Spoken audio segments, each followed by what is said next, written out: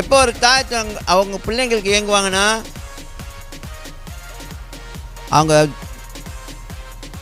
வெளியில் படிக்கிறாங்க.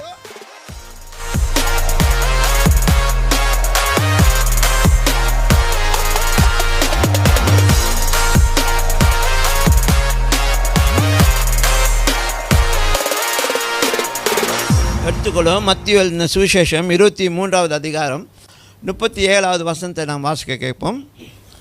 எருசலேமே எருசலேமே, தீர்க்கதரிசிகளை கொலை செய்து உன்னிடத்தில் அனுப்பப்பட்டவர்களை கல்லெறிகிறவளே, கோழி தன் குஞ்சுகளை தன் சிறகுகளின் கீழே கூட்டி சேர்த்து கொள்ளும் வண்ணமாக நான் எத்தனை தரமோ உன் பிள்ளைகளை கூட்டி சேர்த்து கொள்ள மனதாயிருந்தேன், உங்களுக்கோ மனதில்லாமல் போயிற்று. ஸோ இந்த இடத்துல இயேசு கிறிஸ்து ஒரு அம்மாவுடைய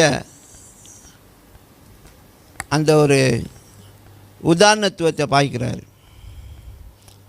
ஓகே, ஒரு அம்மாவுடைய தன்மை உள்ள ஒரு பேச்சை அங்கே தெரிவிக்கிறார்.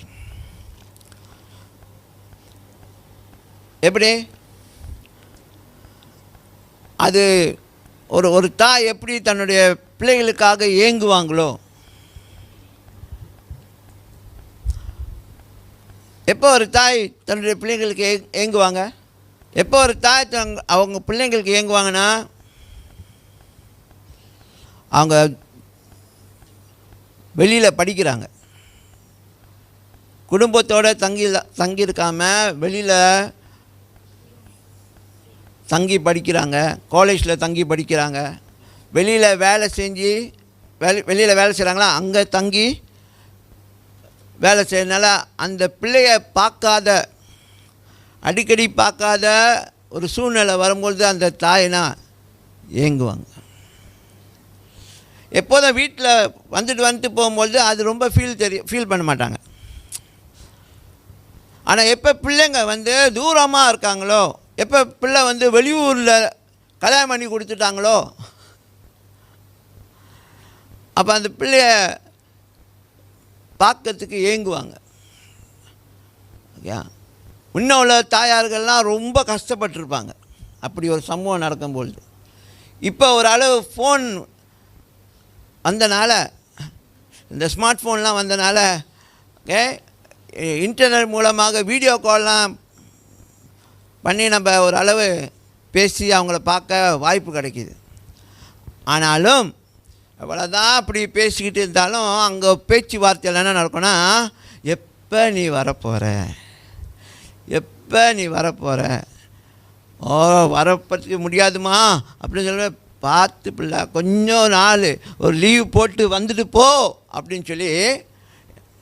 அப்போ அது சொல்லும், ஆமாம்மா நானும் ஆசைப்படுறேன் வரத்துக்கு, உங்கள் சாப்பாடெலாம் ருசி பார்த்து ரொம்ப நாளாச்சு, சாப்பிட்டு ரொம்ப நாளாச்சு, இங்கே உள்ள சாப்பாடெலாம் அந்த ஒரு சிறப்பாக இல்லை அப்படி சொல்லி இப்படிலாம் பேச்சுவார்த்தை நடக்கும் பாருங்கள்.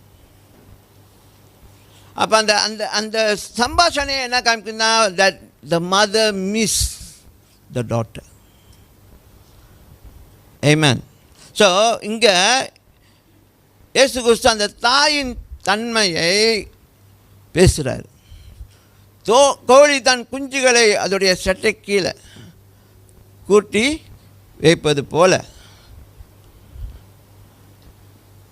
இந்த ஜெருசலேமே ஜெருசலேமேன்னு சொல்லி கூப்பிடுறார். ஒரு கோழி தன் குஞ்சுகளை சட்டைக்குள்ளே மூடி வைப்பது போல் நான் எவ்வளவோ உங்களை முயற்சி பண்ணுறவங்கெல்லாம் கூட்டி சேர்த்து வைக்கிறதுக்கு, ஆனாலும் நீங்கள் அதுக்கு ஒத்துழைப்பே கொடுக்கல. உங்களுக்கு உங்கள் மத்தியில் அனுப்பின தீர்க்கதரிசியை கொன்று போட்டீங்க. உங்கள் மத்தியில் அனுப்பின செய்தியாளர்களையும் கொன்று போட்டீங்க. அதை அவர் துக்கமாக பேசுகிறாங்க.